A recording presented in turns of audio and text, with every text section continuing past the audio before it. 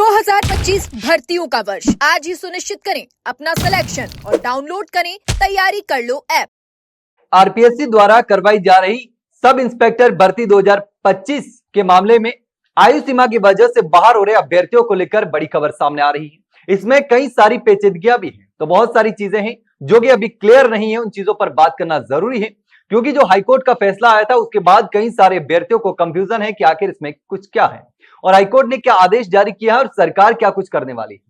तो ऐसा ही भर्ती 2025 में 2021 की भर्ती के वो अभ्यर्थी जो आयु सीमा की वजह से बाहर हो रहे हैं और उनको सरकार ने पहले ये कहा था कि इन अभ्यर्थियों के साथ न्याय किया जाएगा, लेकिन 2025 की भर्ती के फॉर्म भर दिए गए, आवेदन समाप्त हो गए, लेकिन उसके बाद भी अभ्यर्थियों को कोई राहत नहीं दी गई और उसके बाद आखिरकार इन तमाम अभ्यर्थियों को कोर्ट का दरवाजा खटखटाना पड़ा।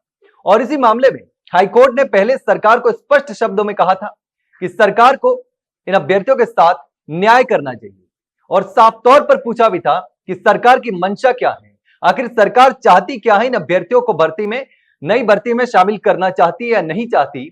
लेकिन इसके बाद अब आखिरकार हाईकोर्ट ने जो है वो आयु सीमा की वजह से बाहर हो रहे अभ्यर्थियों को नई भर्ती में शामिल करने का आदेश दिया है।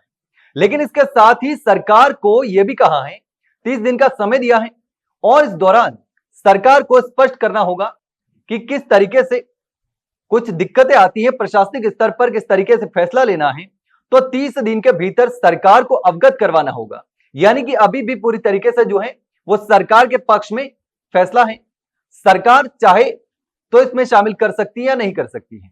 तो सरकार को प्रशासनिक स्तर पर जो भी दिक्कतें आ रही है या जो कुछ समस्याओं का सामना करना पड़ सकता है या फिर किसी भी तरीके से सरकार चाहती है कि इस भर्ती में इन अभ्यर्थियों को शामिल नहीं किया जा सकता, तो इसको लेकर के स्पष्ट तौर पर अवगत करवाना होगा याचिकाकर्ताओं को और उसके बाद सारी चीजें जो हैं वो क्लियर हो पाएगी। लेकिन फिलहाल जो हाईकोर्ट ने है वो इन अभ्यर्थियों को नई भर्ती में शामिल करने को लेकर निर्देशित किया है सरकार को।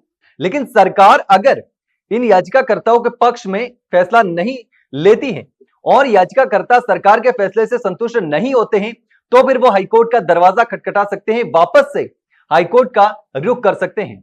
ये कोर्ट ने स्पष्ट कहा है कि सरकार के फैसले से अगर आप संतुष्ट नहीं होंगे तो फिर वापस से कोर्ट आ सकते हैं और फिर से इस मामले में सुनवाई होगी। लेकिन फिलहाल जो सुनवाई हुई है उसमें सरकार को समय दिया गया है, सरकार से कहा गया है कि इस मामले में सरकार को स्पष्ट तौर पर अभ्यर्थियों को सूचित करना होगा, बताना होगा और यह बताना होगा कि कहां पर दिक्कत है, इन अभ्यर्थियों को शामिल किया जा सकता है या फिर आखिर नहीं किया जा सकता। नहीं किया जा सकता तो क्यों नहीं किया जा सकता, कहां पर दिक्कत है, ये तमाम चीजें हैं जिसको लेकर के सरकार को स्पष्ट करना है। क्योंकि बहुत सारे लाखों अभ्यर्थी हैं जो लगातार नई भर्ती में शामिल होने का इंतजार कर रहे हैं और आयु सीमा की वजह से बाहर हो रहे हैं। पहले लगातार 3 साल की आयु सीमा में छूट दी थी, लेकिन 5 साल की छूट देने की मांग कर रहे थे।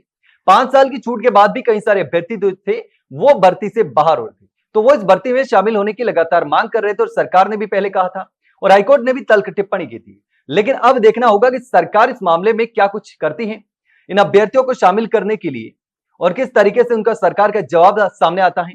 क्योंकि पहले जब हाईकोर्ट ने जवाब मांगा था तो सरकार ने स्पष्ट जवाब नहीं दिया था, उसके बाद ही हाईकोर्ट को सख्त होना पड़ा।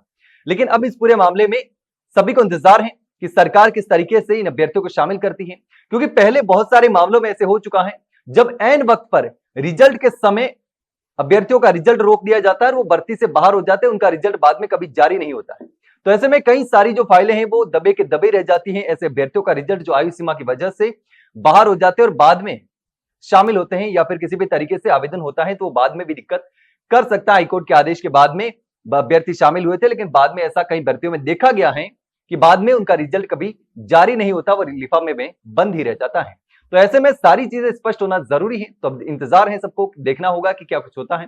लेकिन इस पूरे मामले पर आप क्या सोचते हैं, कमेंट सेक्शन में कमेंट करके जरूर बताना। वहीं अगर जानकारी अच्छी लगी हो तो वीडियो को लाइक और शेयर जरूर करें और हाँ, चैनल को सब्सक्राइब करना ना भूले। फिलहाल के लिए इतना ही, जल्द मिलते हैं एक नई जानकारी के साथ, तब तक के लिए नमस्कार।